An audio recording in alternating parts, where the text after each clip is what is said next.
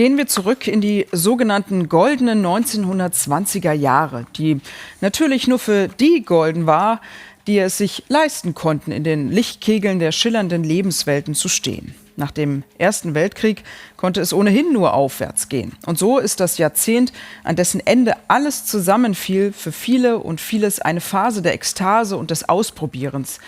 Diese Jahre waren wegweisend für die Emanzipation der Frau. Ihr neu gefundenes Selbstvertrauen brachte sie durch Mode und Tanz zum Ausdruck. Die Kunst bewegte sich zwischen streng und Überkandidels. Das brodelnde Milieu zeigt jetzt eine Ausstellung in der Bundeskunsthalle in Bonn. Und wenn man genau hinschaut, dann erkennt man auch Parallelen zu heute. Susanna Jalek. Ist das hier eine Frau oder doch ein Mann? Die französische Fotografin Claude Cahun möchte wohl, dass Menschen sich diese Frage stellen. Sie spielt mit ihrem Geschlecht, macht androgyne Selbstporträts, lange bevor es Begriffe wie Selfie oder Gender-Debatte gibt, und führt mit ihrer Lebensgefährtin einen Künstlersalon in Paris.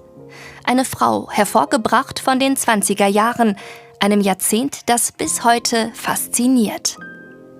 Das ist das Jahrzehnt der Frauen, wie ich immer sage. Die Idee der neuen Frau ist ganz entscheidend. Frauen haben plötzlich politische Rechte, dürfen wählen. Zugang zu Bildung, Zugang zu Jobs macht sie unabhängig. Und sie verändern sich ja auch kolossal. Haare ab, Röcke ab, mobil, spritzig, selbstbewusst. Das sind alles Dinge, die einfach unglaublich die Gesellschaft auch geprägt haben. 1920er, im Kaleidoskop der Moderne, heißt die von Agnieszka Lulinska kuratierte Ausstellung in der Bundeskunsthalle Bonn. Denn wie in einem sich drehenden Kaleidoskop verändert sich die Perspektive auf dieses Jahrzehnt, je nachdem, von welcher Seite aus man es betrachtet.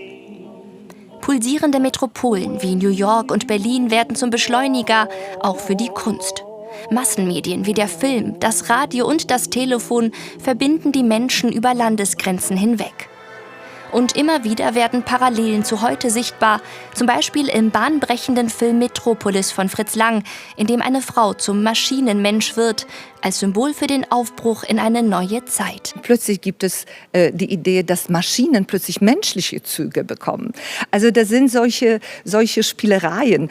Da ist zum Beispiel die KI, der Roboter, der Mensch, die Figur, die plötzlich ganz andere Möglichkeiten hat. Globalisierung, Pandemie, Fortschrittsglaube, all das kennen wir auch.